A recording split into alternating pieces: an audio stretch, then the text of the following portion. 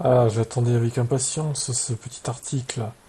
Qu'est-ce qu'il a à nous dire? Bon, Lewis, on l'a entendu. Russell, par contre, lui, j'ai hâte de savoir ce qu'il va nous dire. On va quand même relire Lewis. Nous n'avions pas le rythme nécessaire aujourd'hui pour nous battre plus. Les McLaren et Ferrari étaient particulièrement fortes. J'ai réussi à suivre Sainz, mais j'ai pas pu faire le relais le plus long. Et le seul arrêt qu'il a pu faire. J'ai pas pu faire le relais plus long et le seul arrêt qu'il a pu faire. Si nous avions démarré avant lui, devant lui, nous aurions peut-être pu le contenir, mais au final, on avait besoin d'un meilleur équipe avec la voiture aujourd'hui pour faire beaucoup plus.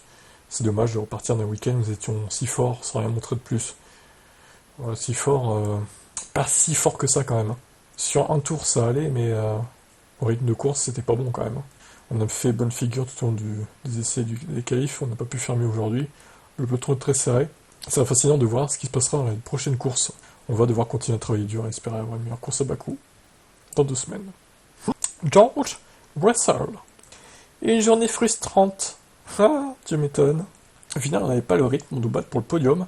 Ma course s'est effondrée au premier virage.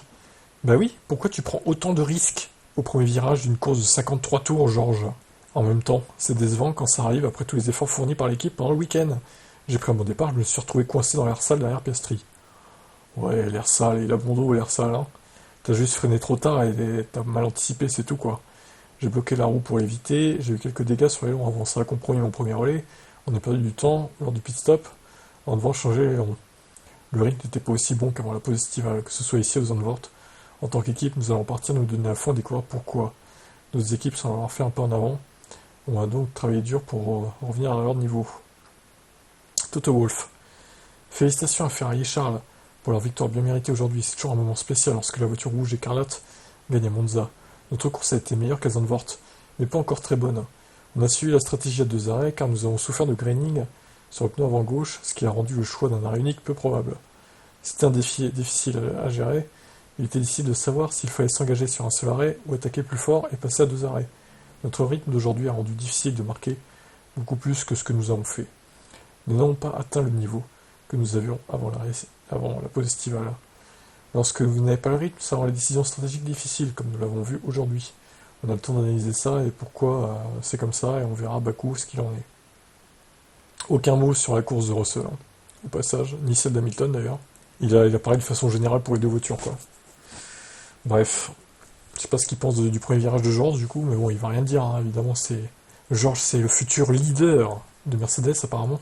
On a hâte, hein, évidemment. Chauveline, nous n'avons pas fait une bonne course aujourd'hui. Avant le Grand Prix, on savait que les pneus allaient être fragiles, qu'il faudrait probablement les gérer un peu pour pouvoir faire de longs relais. Malheureusement, on n'avait pas le rythme pour pouvoir à la fois gérer les pneus et suivre nos concurrents devant. Lewis est terminé 5ème après le premier tour et est rentré dans la même position. On a essayé la stratégie de 2 arrêts contre Sainz. Il semble peu probable que nous puissions le dépasser en piste. Malheureusement, non, on n'a pas pu le rattraper dans le dernier relais. Georges a quant à lui connu un premier tour difficile. Il a dû abandonner au premier virage et a cassé l'avant de sa voiture à la deuxième chicane. Alors, c'est mal traduit, il n'a pas abandonné au premier virage, hein, du coup. Il a percuté Piastri, quoi. Ça a conduit à un arrêt précoce et long. On aurait pu potentiellement gagner une place sur Verstappen. Oui, c'est clair, si nous nous étions engagés sur un arrêt. Mais en fin de compte, les dégâts du premier tour ont été les plus coûteux. Il semble que nous ayons perdu un peu de rythme par rapport à nos rivaux depuis la pause estivale. On va partir à enquêter sur les raisons de cette situation et sur ce que nous devons faire pour être compétitifs à Bakou. Ouais, pas terrible, hein, Mercedes. Encore une fois, on se disait avant la pause, enfin, moi je me disais pas tellement ça, mais certains disaient, oui, mais regardez, est-ce qu'il a fait le bon choix, Lewis Hamilton, d'aller chez Ferrari en 2025? Regardez, Mercedes est largement devant Ferrari. Ouais, mais là, on remarque que depuis la reprise, en fait, Ferrari est à nouveau devant Mercedes. Donc vous voyez, ne soyez pas certains de ça, hein. Alors après, peut-être que d'ici la fin de la saison, Mercedes va repasser devant encore.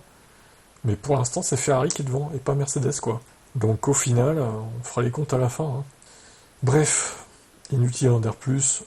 Lewis a fait une bonne course. Il pouvait pas faire beaucoup mieux que 5ème. Je pense que c'était même compliqué d'être mieux que 5ème.